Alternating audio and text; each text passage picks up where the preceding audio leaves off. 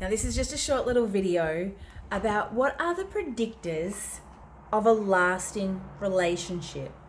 Now, according to Dr. David Buss, who is a psychologist, he says that the 4 things that people need to have to make it lasting is physical attraction, character, commonality, and similar in intelligence. So let's go back to point number 1, physical attraction. Now, I know sometimes this can be seen as vanity or whatever, but for women specifically as well, and men as well, that it's okay to be vain and want to keep a nice appearance, because most of us are visual when it comes to looking for a partner first, when you haven't had a conversation with them or don't know anything about their character. But it does start with that physical attraction, and you do want to look at your partner and you do want to look at them and want to rip their clothes off and have sex with them, or why not?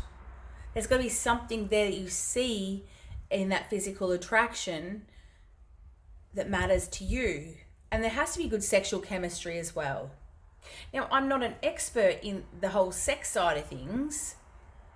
However, there are people out there that can help you bring back more intimacy if the in the bedroom thing isn't really working. So know that there are answers and people out there to help you, but why wouldn't you want to be having mind-blowing sex with your partner? And the next one that's really important, again, character, which has an alignment with your values and interests. Are they a person of good character or of integrity? Because I'm pretty sure most people don't want to be with someone who's fake and either pretentious, or unless you're that as well. But I think you get what I'm saying. Most people are not going to be attracted to someone who, big broad example is a bank robber, because where's that sort of character? So I'm sure you can appreciate and understand what I'm saying when I mean the character of the person. Are they a good dad? Are they a good mum? Or they're an absent parent? Are you character, how you treat other people as well as yourselves? Commonality. Well, what interests do you have in common?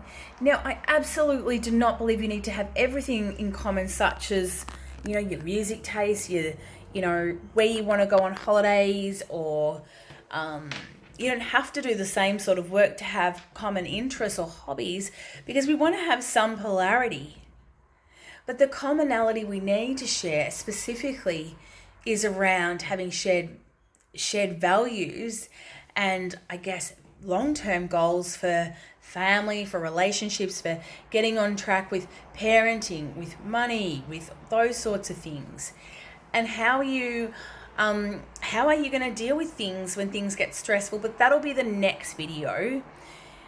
And then again, similar in intelligence, because we need to have stimulating conversations. And this is where sometimes relationships can hit a bit of a dive, is when the mum is playing the nurturing role, looking after the kids. Now, if all she is doing is she's come from a corporate life that's been quite exciting and fulfilling, and is home doing, look, let's face it, sometimes being at home is pretty mundane, where you get up, you get breakfast, you get dressed, the kids to school, you come home, you cook, you clean, you shop, you might catch up with a girlfriend. There is a lot that goes on to keeping a home running, paying the bills, this, that, and the other thing. That is life. And yes, some of it is bloody boring.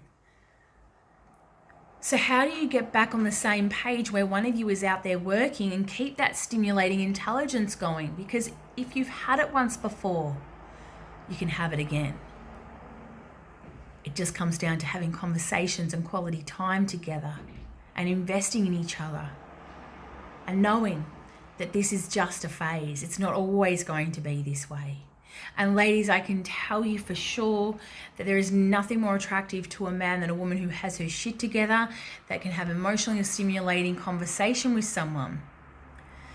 Because here's the thing, someone who is, it doesn't necessarily mean you have to have a university degree.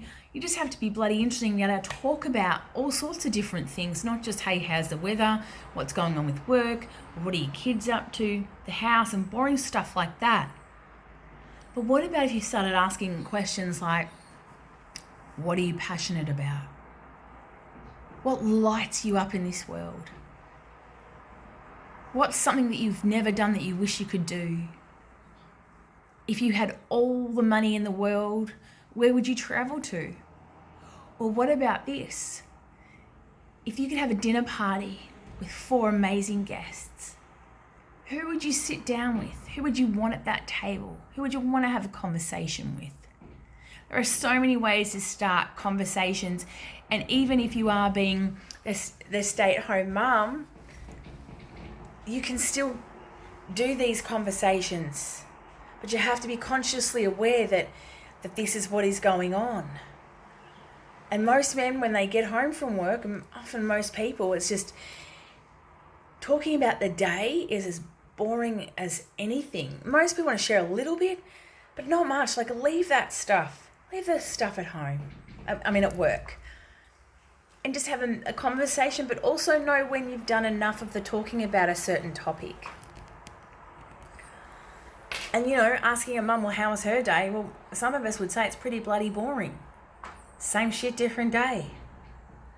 But then you need to know what has to happen to make the next day better as well.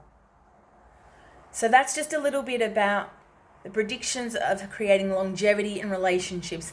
And know that if there were no ups and downs in your relationship, it would look like a flat line. And that would just, where's the heartbeat in that? But sometimes we've got to go through the ups and downs and the backwards and forwards to create something amazing. And that's when you know that you're alive and living and thriving and growing. So just be okay with where you're at. Remember, I didn't graduate from relationship university, and I don't think you did either. And that's okay, because here we are now figuring all this stuff out.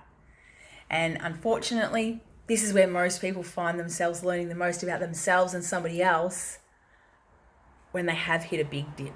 And be okay with that. See you on the next video.